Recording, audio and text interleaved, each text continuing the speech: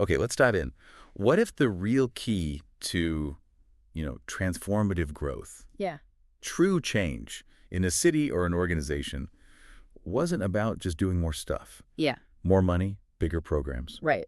What if it was about something more precise, like strategic entry? Exactly. Yeah. For decades, the go-to strategy seems to have been, well, resource allocation, mass outreach. You throw people, budget at the problem. Yeah, hoping sheer volume works. And the sources we looked at really hammer home that often just fizzles out. You see leaders spending years on programs that need constant propping up. Planting seeds in soil that never really takes root, is how one source put it. Precisely. So the core idea we're pulling out today is that exponential growth, that real transformation. It isn't just about more activity. It's about better entry, Yeah. smarter entry into the relational ecosystems that already exist. I see that distinction. It's shifting focus.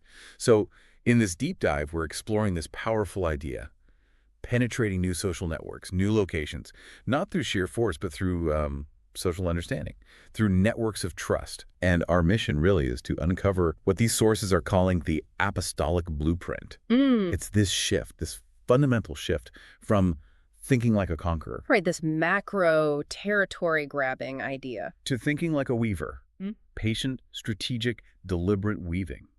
And honestly, this pivot feels incredibly relevant right now. The whole social map of the world has been, well, redrawn. Technology's changed everything. How so? Well, think about it. Traditional outreach, based purely on geography, street addresses, neighborhoods, it struggles because it doesn't account for digital tribes, these specialized online groups, or professional micro-communities, global migration patterns, too. So the old maps don't work. They don't show the real connections. We absolutely have to get better at identifying the true relational gatekeepers, those people who can open doors way wider, way faster than any big campaign ever could. Okay, let's unpack that core strategy then, moving from conquest to weaving. You mentioned that pitfall leaders creating programs but not a multiplying community. That sounds like a basic misunderstanding of how movements actually grow, right? It really does. When the sources talk about mission, they argue against this grand conquest mindset. Planting flags, claiming turf. Yeah. Instead, the analogy they offer is more like God as a patient weaver, threading the message carefully into the existing cloth of human life.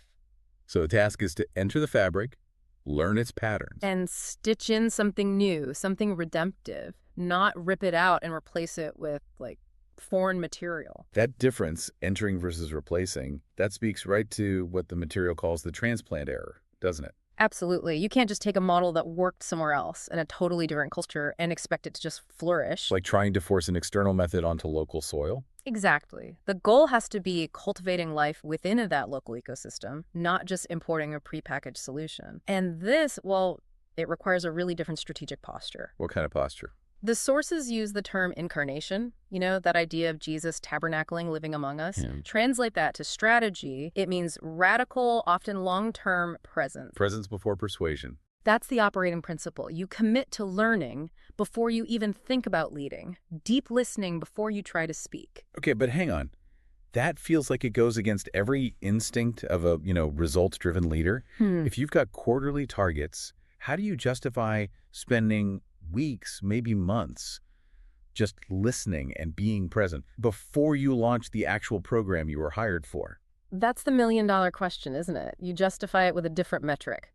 Durability. Durability. Okay. In this model, real authority, real influence, it flows from proximity, from sacrificial investment, not from your job title or the size of your budget. So it's earned trust, not assigned authority. Precisely. If you want a movement to actually accelerate, you can't rely on just mass broadcasts or quick launches. You have to go where relationships are already dense, where trust is already high. Which brings us to the book of Acts, you mentioned. Exactly, the methodology there. Paul's movements, they didn't accelerate at the speed of his campaigns. They moved at the speed of relationship. And what's fascinating, looking at the sources, is how deliberate that relationship strategy was. He wasn't just wandering. He used this three-part relational entry system, the foundational triad, or the Oikos strategy. It's the one, yeah. Right. It was designed for both breadth and depth. And crucially, it was designed for self-replication. Okay, break that down for us. What are the three parts? Right. First, the synagogue. This was like the prepared soil. Paul consistently started where the language of God, let's say, was already intelligible. Or there was common ground. Common ground, yeah. An existing framework, Scripture, debate, maybe a shared longing for something more. Tactically, for theology, it was the perfect starting point. So thinking about today, the synagogue isn't necessarily a building, is it? It's more like a specific networked group. Exactly. Could be a specialized online forum, a professional association, maybe an industry conference where people share a language, share concerns, have some mutual respect already. It's where the message doesn't have to start completely from scratch. Right. Second element, the agora, the public stage. Marketplaces, public squares back then. The place is for broader engagement. Yeah, engaging ideas with strangers, seeding networks through what we now call weak ties. It gives you wide reach, but the relational cost is pretty low. You get an idea out there, even if it doesn't stick deep initially. Okay, so synagogue gives you the initial depth, agora gives the breadth. But you mentioned multiplication. Where does that dense replicating nucleus actually form? That's the third and arguably the most critical element, the oikos, the household. Household meaning family. Well, yes, but broader too. Think kin, apprentices, clients, maybe a close-knit work team. It's where social bonds are strongest. These are the strong ties. Okay. And conversion or change at the level of the household leader, think of Lydia, the merchant, or the Philippian jailer in Acts, that immediately ripples through an entire relational cluster. Because the trust is already there. Exactly. The oikos becomes the fundamental multiplier. It leverages that built-in trust to create durable change, and it reproduces much faster. So it's less about finding isolated individuals and more about investing relational capital in the nodes, the people connecting different networks. You've got it. Like Yeah. Lydia, she wasn't just some random convert. She was a bridge person, a business owner with networks, resources, the ability to host people. That highlights what the sources call the connector investment, focusing on these bridge people, these nodes, the gatekeepers of trust. Yes, investing your time, your relational capital, in people like Priscilla and Aquila who hosted house churches. That accelerates the spread across social boundaries that might otherwise be closed off. You're essentially leveraging their existing high-trust currency. Which brings us neatly to translating this ancient wisdom for today, for the 21st century. It sounds like we need to stop obsessing over standard demographics, age, income, location, Yeah, those are becoming less and less predictive on their own. and shift towards what the sources term social segmentation, understanding how people relate, the architecture of their networks, not just who they are on paper. That's the critical pivot. Today's mission, or any kind of change initiative really, it demands we get fluent in network concepts. We need to look at nodes, the key people or institutions, ties, understanding the difference between strong relationships and weaker acquaintances.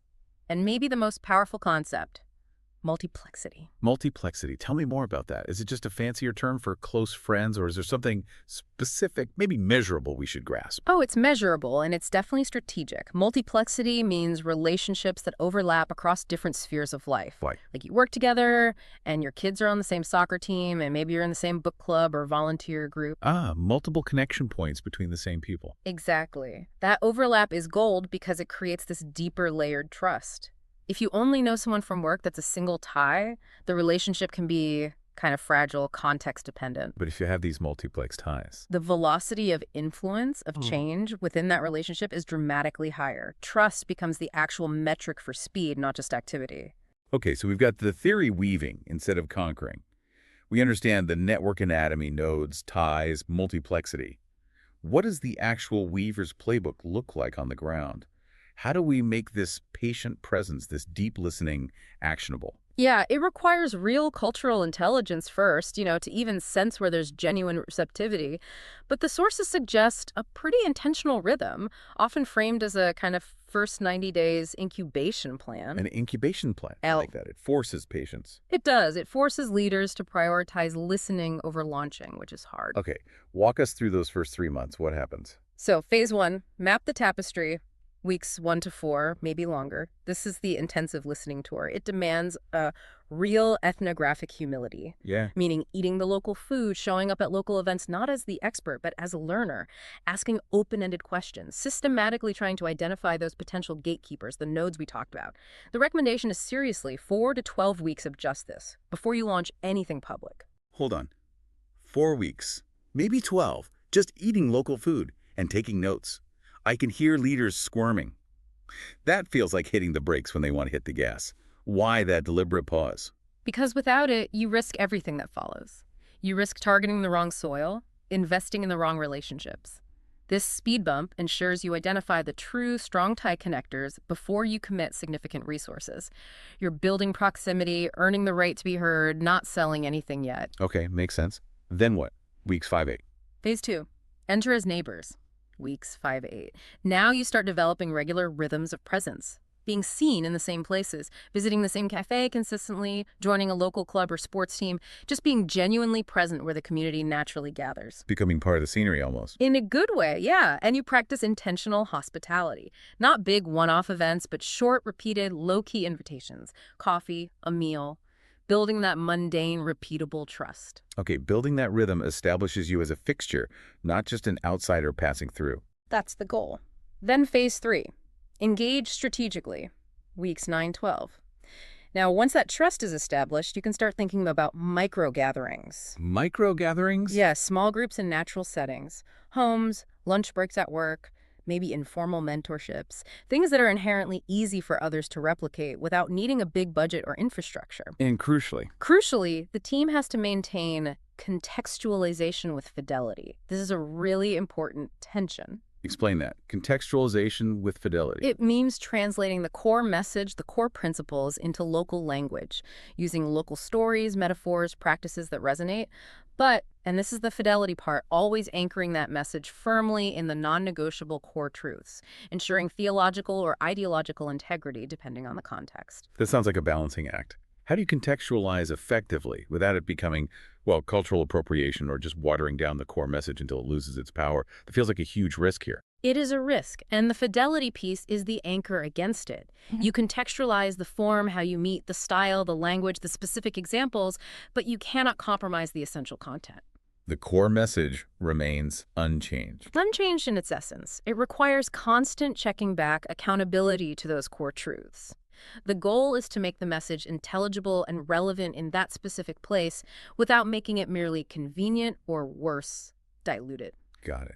So this whole shift from program output to relational strategy, it must fundamentally change how you measure success, right? If you're focused on weaving and durability, then relying only on those traditional quantitative metrics, attendance numbers, sign-ups, maybe baptisms in a church context, it's not just misleading, it sounds counterproductive. Oh, absolutely counterproductive. Relying solely on those kinds of numbers often pushes leaders toward programs that outrun the actual relational readiness of the community. You end up chasing numbers that look good on a report, but they reflect shallow volume, not deep velocity or lasting change. You might celebrate 1,000 people at a one-off event when what you really needed were 10 deeply trusted connectors identified through patient presence. Sacrificing the strength of the weave for the initial thread count, perhaps? That's a great way to put it, yeah. True success, sustainable success, it has to be measured qualitatively, relationally. Okay, so what should we be tracking then? Give us the qualitative metrics. What are the real indicators of durable transformation? The sources point to about 4 key areas. First, relational depth. Are conversations naturally moving beyond the surface stuff, weather, sports, basic commerce, into the deeper territory? Grief, hope, significant life changes, real vulnerabilities. If they're not, you probably haven't truly entered the oikos yet. Makes sense. What's second? Second, leadership emergence. Are local people starting to take initiative? Are they organically reproducing apprentices or mentees? Is the movement becoming genuinely indigenous? You want to see them adapting and managing the methods themselves, not just participating in externally run programs. Like starting their own small groups or initiatives without needing outside funding or constant direction. Exactly. That's a huge indicator. The sources had that great example of the market stall team, remember? Yeah, they spent months just mending clothes and sharing lunch, not pushing tracts. Right. And that deep, patient presence eventually led to this marketplace house church forming naturally from existing high-trust relationships among the vendors. That's leadership emergence and contextual ownership happening together. Which leads perfectly to the third indicator. Contextual ownership, yes. Are the core practices being adapted authentically by locals in ways that resonate culturally but still preserve the essential content? Are they developing their own expressions, maybe their own songs, using local stories to illustrate points, interpreting core text through their cultural lens? And the fourth indicator. This one feels like the most visible outcome. Right. Community-level transformation. You look for tangible, sometimes even measurable fruit within that specific relational cluster.